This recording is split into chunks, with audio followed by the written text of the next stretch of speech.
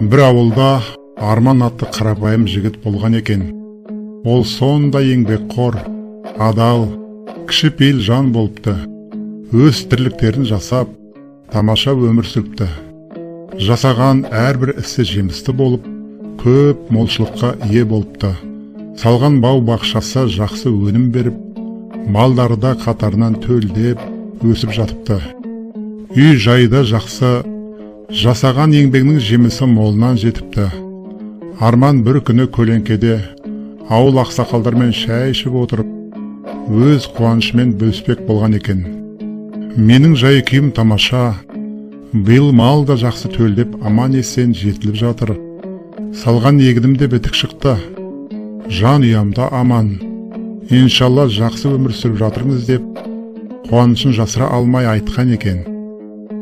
Сол кезде оған қарама қарсы отырған бір ақсақал басын шайқап, балам, сен үй жағдайыңдағы бар нәрсені ашық айтып, елге жария сала берме.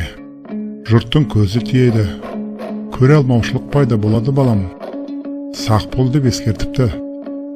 Жас жігіт бұған таң қалып, бұл қалай ақсақалдар? Менің жетістігіме басқаларды қуансын деп едім деген екен. Сонда жаңа қария іштей мырс етіп күліпті де, әй балам, жүр менімен, мен саған бір нәрсені көрсетейін деп жанына ілестіріп алыпты. Сонымен екеуі сол ауылдың шетінде тұратын Ахмет қарияның үйінің жанына келіп тоқтапты. Бұл Ахмет ақсақалдың үйі. Бұл кісі де кезінде мыңғыраған 4 түлік малмен елге танымалы, бай қуатты болған адам деп бастапты әңгімесін қария. Ал қазір сол байлықтан еш нәрсе қалмады. Себебі малының көбі жұт келген жылы қырылып қалды.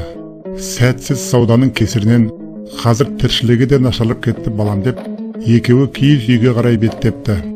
Арман киіз үйдің түндігін көтеріп ішке бас сұққанда көзі төрде отырған мығым денелі ақсақалды қарияға түсіпті. Үй иесі ақсақал қария күлімсіреп, қош келіпсіздер, төрлетіңдер деп шын ниетімен қарсы алыпты. Сол кезде Арман Ахмет қарияның қабағынан бір мұңды сезімді байқағандай болады. Төрге жайғасқан қария бір кесе қымыздан сіміріп жіберіп, Ахмет, шыныңды жасырмай айтшы, менің саған бір сұрағым бар депті. Тұрмыс тіршілігі өрге басып келе жатқан біздің ауылдың ұлы Арман үшін сен қуанасың ба? Ашығын айтшы деген екен сұрақты төтесінен қойып. Бұл сөзді естіген Ахмет қария сәл егін изеп, ақырын жымияды да бір күрсініп қояды. Әрине, жас жігіттің ісіне қуанамын, бірақ іштей өкінішпен күйзелемін. Оның төрттілігі тамаша көбейіп жатыр, ал менің малдарым азайып барады, жоқтың қасы. Оның шаңырағында келім-кетім қонақтан абыр-сабыр күнде арылмайды, ал менің үйіме жан баласы басында сұқпайды. Өкінішті деп тағы бір күрсініп қояды қария. Тәңірімнің көзі маған дегенде дұрыс түспеді. Мүмкін оның сәттілігі де тек еңбекқорлықта емес, бір ерекше құпиясы бар шығар деп, Ахмет ақсақал өкінішін ашып айтыпты. Бұл сөзді естіген Арман Ахмет қарияға қарап, қатты таңғалады. Сол кезде жанында отырған қария Арманға бұрылып, ақырын ғана, міне балам, байқадың ба? Біреудің табысы мен жетістігіне кез келген адам қуана бермейді. Керісінше кейбір көре алмайтын адамдардың жүрегіне қызғанушылық, арамза ой тудырады депті. Сонымен қария Арманды жанына ертіп, екеуі базар жаққа қарай келеді. Сол базарда тұратын Тарғын атты сатушы бар екен. Тілі ащы, өзгенің ісін көре алмайтын, іші тар, нашар адам екен. Ол Арманды көрген кезде іштей кекетіп, «О, бұл не деген сәттілік, сенің ісің өрге басқан жігіт дейді, қалай жағдай» деп бір мырс етеді. Арман қапелінде сәл сасқалақтап қалып, иә, биыл менің жағдайым жақсы деп ақырын ғана жауап қайтарыпты. Тарғын саудагер кекесін түрмен, солай де, сені ісі өрге басқан табысты жігіт дейді, әлі де көрерміз, сенің тіршіліктерің қалай болған деп миығынан күліп көре алмаушылық танытыпты. Бұл кекесін сөзге Арманның тұла бойы шымырлап, тоқ ұрғандай ыңғайсыз сезім пайда болады. Осыдан кейін Арман жан-жағына алақтап, не айтарын білмей, екі құлағы шулап, іштей адамдардан секемдене бастайды. Сонда жанындағы қария Арманға қарап, көрдің бе, елдің бәрі сенің жетістігіне қуана бермейді. Керісінше іші тар кейбір нашар адамдар көре алмаушылық танытады, қызғанады. Әрине елдің бәрі қара бейғылы болмаса да, адамның көзі тиеді, соны түсін деген екен. Сонымен олар базардан өтіп серуендеп, ауыл шетіндегі өзеннің жағасына келеді. Жағалауда бір топ жігіттер аттарын өзенге суарып, сұхбаттасып, әзілдесіп тұрады. Араларында сол ауылға танымал мақтаншақ Серік деген жігіт те бар. Жандарына жақындап келе жатқан қария мен Арманды көрген Серік қарқылдай күліп: "О, тамаша, сендер де келдіңдер ме? Әне қараңдаршы. Көрдіңдер ме сонау торы атты? Ол менің тұяғына шаң жұқтырмас сәйгүлігім. Оған бұл ауылда ешбір жануар жете алмайды" деп мақтанып көкірегін ұрып тұр екен. Тұрған жігіттерде ду етіп бір күліп қояды.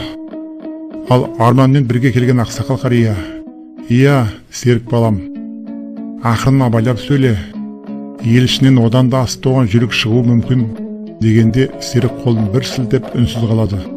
Сол кезде бір салт атты қарапайым бейтаныс жігіт келіп аттан түседі. Ол да жаңағы Серіктің мақтанып тұрғанын естісе керек. "Ассалаумағалейкум" деп амандасқаннан соң, жаңағы бейтаныс жігіт Серікке қарап: "Олай болса сәйгүліктерімізді бір сынап алсақ қалай" деп Серікке күле қарап ұсыныс жасапты. Өз атына сенімді Серік сөзсіз келісе кетіпті. Жігіттер де шынымен бір қызықтың боларын білгендей қатарласып тұра қалыпты. Сол кезде оқыстан тұрған құйыннан Серіктің аты қатты үркіп, оны жерге лақтырып кетіпті. Бұны күтпеген Серік жерге оңбай құлап, иығын ала алмай жатып қалыпты.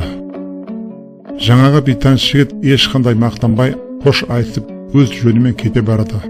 Ал ақсақал қария еңкейіп қолын ұсынып Серікке жерден тұруға жәрдем берген екен.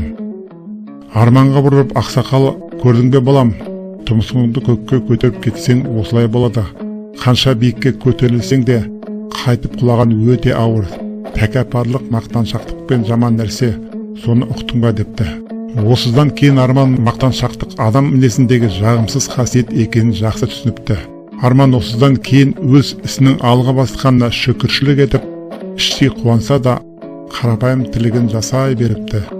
Жан ұясымен тамаша өмір сүріп, бірақ бұдан бұлай өз жетістігі жайында жан адамға тіс жарып айтпайтын болыпты.